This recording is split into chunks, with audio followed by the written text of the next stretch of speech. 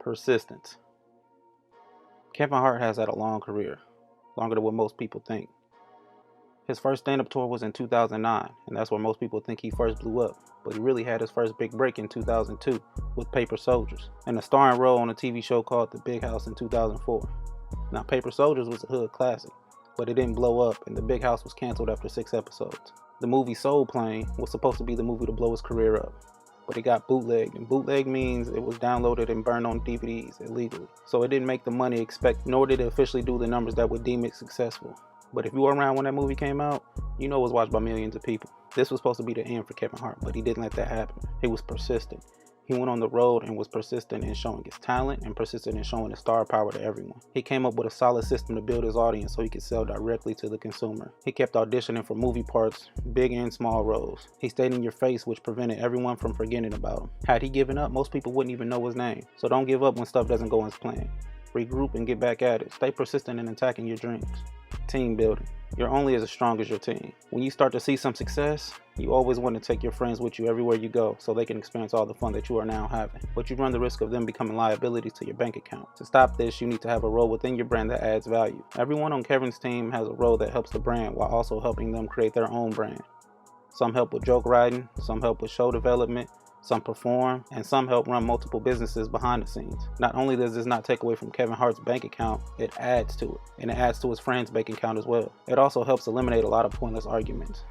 No matter how much you give someone, they will always want more, especially if they were around for your rise. They will overvalue their contribution and expected benefit from it. With them having specific tasks, it creates self-worth within the group. That adds to morale, which adds to energy, which adds to productivity, which adds to happy supporters, which adds to money being spent on your events, shows, and movies, which adds to the money you will make. Build the team that you want in the future right now, because once people get set in their ways, it's hard to get them to change as you and your brand grow. Work ethic. It's been said that Kevin Hart is one of the hardest working people in his industry. People outside of his inner circle will say as much as well. Work ethic might be the biggest quality that makes Kevin Hart great, and one that everyone should add to themselves. I mean, how many times have we seen someone make it and then immediately fall off even though we knew that they had the talent? They become complacent and lazy, and when you do that, you stop your growth. And while you are no longer growing, everyone who wants to be in your position is continuously working, not only to get to your position, but to surpass it. Your lack of growth is now really you falling behind. This could have happened to Kevin, and it almost did. Kevin thought he had made it and started living like it until he went broke. That's when that work ethic that Kevin Hart is now known for kicked in. He worked on his comedy day and night. He went to as many auditions as possible. He worked to build his brand every second, and eventually it paid off. But he kept going just as hard after seeing some real success. This made him the biggest comedian in the world. Check the numbers and the records, folks. And one of the biggest stars in general. No matter what field you're in, you need to have some talent and skill. But it's your work ethic that will get you to the top of your profession. All hands in. For most people, a large amount of money is the goal. So when they land in a position that pays them well, they just do that job really well. Some even get better at that job, but that's where it ends. And that's great and all, and I commend anyone for doing that, but it does limit you and your future. You only learn one part of the business, and when you are no longer needed, then you're out. But if you do what Kevin did, then you will always be in a good position to continue to succeed. You need to learn and become a part of all aspects in whichever business that you are in. Kevin is the talent in his field, and he made a lot of money being the talent. Great. But he positioned himself to be more than that. He and the team that he built started to write shows and movies. He and his team began to produce those shows and those movies along with shows and movies that they didn't write. He and his team created a network to distribute those shows and those movies that they created and worked on. They do it so well that they are wanted by larger and more established corporations as partners. So now he goes from being the talent and paid to perform a job to being called in the meetings that lead to the hiring of the talent as an equal partner. He made himself indispensable and self-sufficient at the same time. This all but eliminates him from becoming obsolete. There literally has to be hundreds or even thousands of major problems that would occur to have him lose everything. For example, we are still in the cancel culture era, so Kevin Hart can do something or say something that causes him to be quote unquote canceled, and his talent service would no longer be needed. And we've seen this happen to a lot of people, and actually almost happened to Kevin, but more on that later. Even people that aren't famous, but people that have gone viral for the wrong reasons that causes them to lose their jobs or high level position because they caused such a controversial action that the company that they work for has no choice but to cut ties in order to save the company itself. Now you can't make the type of money you once did and your lifestyle changes because you were disposable. But this wouldn't be the case if you learn more about your profession than just what applies to your job.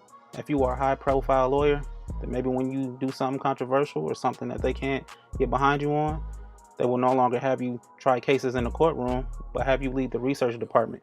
Because while getting info from them while you were working your cases, you decided to learn how they did their job and where they got their info from.